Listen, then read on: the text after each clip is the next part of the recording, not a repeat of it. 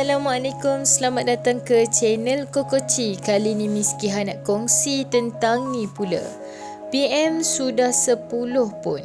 Rumah Sudirman terbakar, ini pendedahan adiknya. Sedih lihat.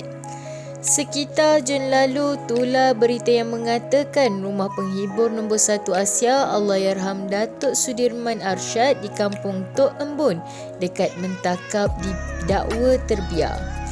Keadaan terkini rumah penghibur terkenal itu selepas terbabit dalam kebakaran pada 2008 tular sekaligus mengejutkan netizen.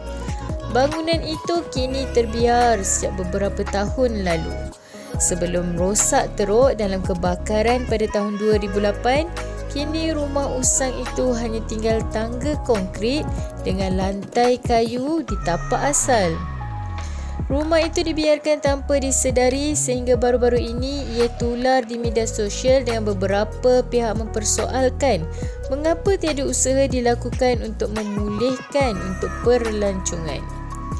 Menurut Rahman Omar yang merupakan pengerusi Jawatankuasa Pembangunan dan Keselamatan Kampung Tok Embun, sebelum ini seorang pegawai daerah Temeloh pernah bercadang membaiki semula rumah itu sebagai tapak warisan tetapi hingga kini tidak menjadi kenyataan. Rahmat berkata, usaha membaik pulih rumah kayu ikonik itu sudah tentu mampu menjadikan tapak itu sebagai daya tarikan pelancong. Memandangkan kubur Sudirman juga terletak berhampiran iaitu di Kampung Cengal di Temeloh. Sudirman dibesarkan di rumah itu dan menamatkan sekolah menengahnya sebelum berpindah mengikuti pengajian undang-undang di Universiti Malaya di Kuala Lumpur pada tahun 1976.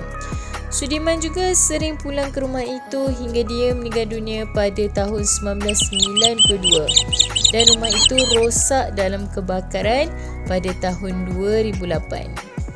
Ups, lupa Miss Kiha nak ingatkan. Jangan lupa like dan subscribe channel Kokoci. Sementara itu, Pengerusi Jawatankuasa Pelancongan, Kebudayaan dan Alam Sekitar Negeri berkata, rancangan untuk memulihkan rumah terbiar tempat penghibur Sudirman dibesarkan hanya boleh menjadi kenyataan jika keluarganya memberi lampu hijau.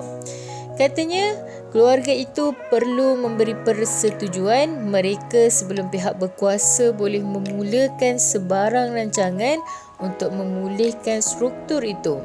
Sementara itu, hasil pencarian kami menemukan satu perkongsian di laman blog tempatan menunjukkan gambar pertemuan antara Maslina Haji Arsyad, adik bongsu kepada Sudirman, dan beberapa exco negeri Pahang. Bagaimanapun, perkongsian tersebut tidak berkongsi perincian perbincangan antara mereka. Semoga peninggalan tapak legenda ini dapat dipelihara sebagai ingatan dan kenangan buat peminat seni tanah air dan tidak dibiar lapuk di hujang, lekang di panas. Diulangi, artikel ini diambil dari artikel berkenaan. Sebagai penggemar media hiburan, harus berhati-hati dalam memilih sesuatu isu. Kami tidak bertanggungjawab kerana pihak kami tidak tahu kesahihan berita yang dikeluarkan. Jangan meletakkan kepercayaan penuh dan membuat spekulasi atas perkara yang kita tidak pasti. Menghayati hiburan boleh, jangan sampai kita melibatkan diri dengan fitnah dan buka aib mereka.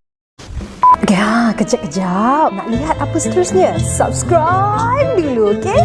Okey, sedikit ya. Janji. Okey. 1, 2, 3. Okey, subscribe. Terima kasih. Jangan main-main dengan sumpahan mulut aku.